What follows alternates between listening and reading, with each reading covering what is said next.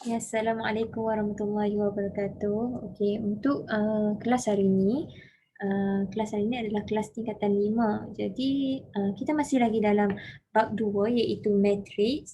Okey, dan masih lagi dalam subtopik yang kedua iaitu operasi asas matriks, di mana sebelum ni cikgu dah tunjuk macam mana operasi matriks, operasi tambah dan juga tolak bagi matriks. Jadi cikgu harap kamu ingatlah apabila kita nak tambah dan tolak, kita kena pastikan kedua-dua matriks mesti dalam bentuk yang sama ataupun peringkat yang sama. Okey, kalau darab pun sama juga. Okey, seterusnya hari ni cikgu nak buat pula operasi gabungan. Okey, operasi gabungan antara darab dengan tambah, tambah dengan darab. Okey, jadi dekat sini kita tengok terus kepada contoh yang pertama. Jadi contoh yang pertama diberi matrix P adalah 7, 9, negatif 3, 8, 6, 12 dan juga matrix Q iaitu 2, negatif 3, 1, 5, 0, 4. Okey, jadi apa soalan dia? Dia minta hitung 3 dalam kurungan P tolak Q. Apa maksud 3 dalam kurungan P tolak Q? 3 ni, okey, bila ada satu nombor, lepas tu dia ada kurungan di sebelah dia. Okey, contohnya 3 dengan 3. Okey, apa maksud 3 kurungan 3? Itu bermaksud operasi dia adalah operasi darab. Okey, sesuatu nombor di sebelah dia kurungan itu adalah operasi darab. Jadi dia nak kita hitung 3 darab dengan P tolak Q. Okey, kalau kamu ingat bila ada gabungan operasi antara darab, bahagi, tambah, tolak, kita ada ranking yang perlu kita selesaikan dulu. Kalau kamu masih ingat, benda pertama yang kamu perlu selesaikan dulu kalau suatu ayat matematik tu dia ada tambah, tolak, darab, bahagi dan juga kurungan, yang pertama yang perlu kamu selesaikan dulu adalah kurungan. Okey, mesti selesaikan yang di dalam kurungan dulu. Okey, yang kedua baru kamu selesaikan darab atau bahagi. Kalau ada kedua-duanya, selesaikan yang mana yang mudah dulu. Okey, yang ketiga baru kamu selesaikan tambah ataupun tolak. Okey, bila dalam kurungan tu tambah ataupun tolak tak kisah, janji kalau dia ada kurungan bermaksud kamu kena selesaikan dulu di dalam kurungan. Jadi dekat sini kamu kena selesailah P tolak dengan Q dulu, baru kamu boleh darab dengan 3. Jadi kamu ambillah matrix P tolak dengan Q. Jadi kita tolak dulu P tolak Q. Okey, jadi kamu buat P tolak Q dulu. Kita ambil P tolak Q sama dengan, okay, kita masukkan matriks yang ada matriks P 7, negatif 3, 6, 9, 8, 12. Tolak dengan Q adalah 2, 1, 0, negatif 3, 5 dan juga 4. Okey, jadi masih ingat macam mana cikgu ajar, macam mana kita nak tambah ataupun tolak, kita mesti guna unsur yang sama. Okey, kalau macam contoh 7, dia duduk pada baris yang pertama, laju yang pertama, dia mesti tolak dengan 2. Okey, jadi kita tulis, dia akan dapat, cikgu tulis kat bawah lah. Okey, sama dengan, okey, tulis balik dalam bentuk matriks 7 tolak dengan 2 dapat 5. Okey, seterusnya 9 tolak dengan negatif 3. Okey, kamu tengok 9 tolak negatif 3. Okey, negatif dengan negatif dia akan jadi positif. 9 tambah 3. Jadi jawapan dia 11 pula, 12. Okey, jadi kalau kamu tak tahulah apa, kamu tak ingat bila ada simbol yang duduk berdekatan, positif dengan positif duduk sebelah-sebelah, dia akan jadi positif.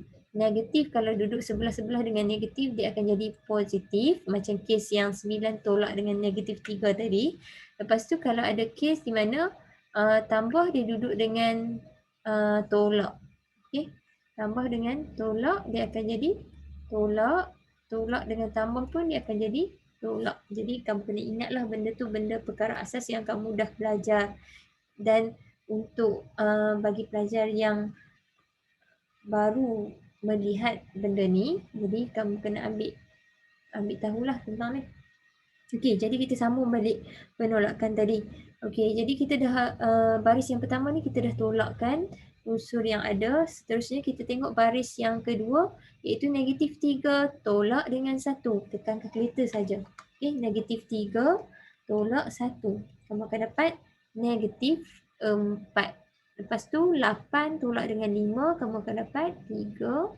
6 tolak dengan 0 dapat 6. 12 tolak 4 dapat 8. Okey, dah selesai ke? Belum. Kita tak bahagi lagi dengan 3. Kita tak darab lagi dengan 3. Jadi, kita ambil lah 3 P tolak Q kan? Dia nak 3 P tolak Q. P tolak Q kita dah selesaikan iaitu yang bawah ni. Jawapan yang bawah ni. Jadi, kita masukkan dalam persamaan 3 darab dengan matriks yang kita dah tolak tadi, P tolak Q tadi. Jadi kita ambil lah 5, 12, negatif 4, 3, 6, 8. Yang ni pun cikgu dah ajar kamu macam mana suatu nombor didarabkan dengan matriks. Minggu lepas cikgu dah ajar. Jadi suatu nombor di luar apabila nak darab dengan matriks, kita kena darabkan dengan semua unsur yang ada dalam matriks. 3 darab dengan 5, 3 darab dengan 12, 3 darab dengan negatif 4, 3 darab dengan 3, 3 darab dengan 6, 3 darab dengan 8. Jadi jawapannya, tulislah dalam bentuk matriks 3 darab dengan 5 dapat 15, 3 darab dengan 12 dapat 36, 3 darab dengan negatif 4 dapat negatif 12, 3 darab dengan 3 dapat 9, 3 darab 6 dapat 18, 3 darab 8 dapat 24. Okey, jadi ini jawapan untuk soalan 3 darab dengan P tolak Q. Okey, jadi dia akan dapat dalam matriks yang sama peringkat. Peringkat matriks ni adalah 3 dengan 2. Okey, baris ada 3, lajur ada 2. Okey, senang sangat. Jadi ikut step cikgu ni insya-Allah kamu boleh buat. Okey, kita tengok contoh yang kedua pula. Satu contoh mana cukup kan? Jadi kita tengok contoh yang kedua. Diberi matriks A iaitu 2, 0, 4, negatif 7, 3. Dan B 1, negatif 3, 6, 0, 5, 7. Okey, dia suruh hitung 3A tambah 2B. Apa maksud 3A tambah 2B? 3A tu maksud 3 darab dengan matriks A. Tambah pula 2 darab dengan matriks B. Bila ada tambah dan darab, yang mana perlu diselesaikan dulu? Mesti darab dulu. Okay?